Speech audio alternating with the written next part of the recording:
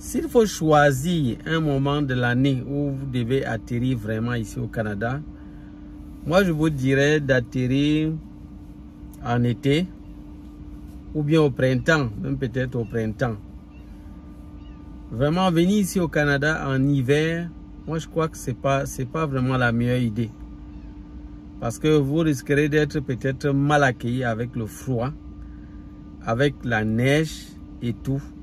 Donc il faut pas prendre ça comme les gens peut-être vous veulent vous embrouiller en vous disant voilà la neige et tout, vous voulez venir. Non les amis, il y a beaucoup de difficultés, il y a plus de difficultés que vous pourrez rencontrer dans la période de neige, dans la période d'hiver. Il y a plus de difficultés parce que déjà pour sortir c'est pas évident. Parce qu'il arrive des fois vraiment une neige au point où vraiment si tu veux sortir, franchement c'est pas facile. Ça devient vraiment pas facile pour toi. Et même si tu dois sortir à l'heure là, il te faut vraiment être bien couvert. Parce qu'au cas contraire, tu risques de pleurer. Moi je connais des gens qui ont pleuré tellement le froid était vraiment dur et rude qu'ils sont retrouvés en train de pleurer. Et parfois ils se retrouvaient en train de sortir comme ça parce qu'ils allaient déposer leur CV dans des structures en main propre. Parce qu'il y a certains à qui on leur demande non, allez-y en main propre pour déposer le CV dans des structures. Ils sont allés, ils connaissent des gens qui sont allés, ils ont marché de structure en structure. De structure en structure. Pour se dire vraiment, peut-être si je les rencontre, je leur dis je suis prêt à travailler, peut-être qu'on peut me prendre. Moi je vous dis que malheureusement ça n'a pas été le cas pour ces personnes-là. Et le froid en plus encore, ajouté encore dessus, c'était vraiment plus stressant pour ces personnes. Moi je vous dis, ce que je vous dis, ce sont des choses réelles que les gens vivent. La personne sort, il passe de maison de structure en structure, et ça sous le froid. Et il fallait payer le bus. Et je vous dis ici au Canada, le bus, lorsque vous prenez le bus, vous devez arriver peut-être à un endroit, ça va vous déposer. Et vous devez encore attendre un autre bus. Mais entre-temps, le froid ne vous laisse pas. Le froid ne vous laisse pas. Vous devez peut-être vous abriter. Et puis, parfois, quand il faut prendre le bus, vous devez sortir pour le prendre. Et vous ne devez pas le rater. Parce que si vous le ratez, vous devez encore attendre un autre. Et parfois, ça peut vous prendre 15 minutes.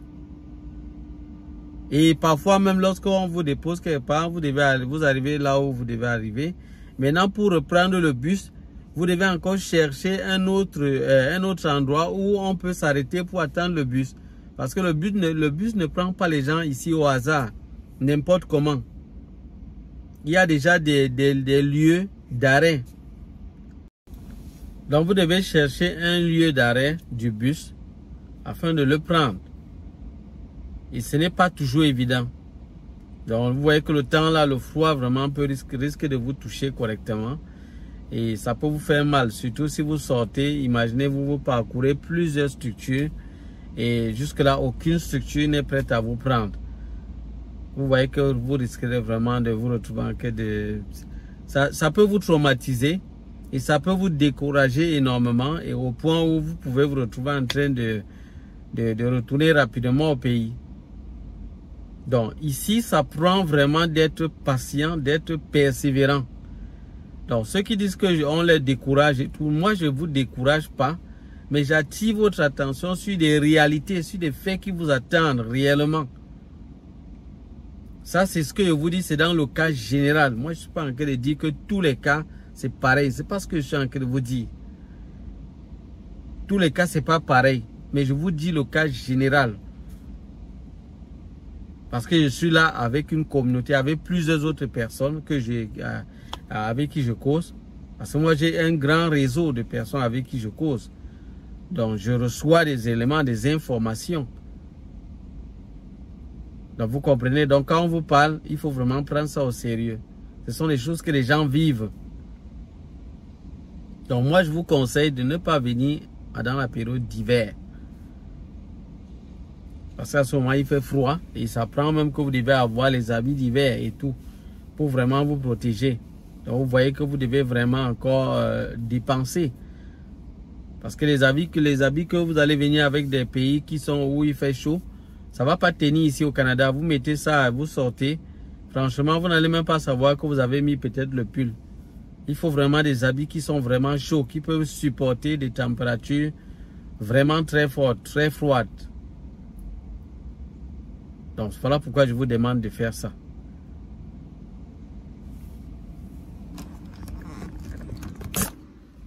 Donc, je serai vraiment pas long. Moi, je vous dis, venir en hiver. Venir en hiver, c'est augmenter, c'est ajouter au problème d'autres problèmes.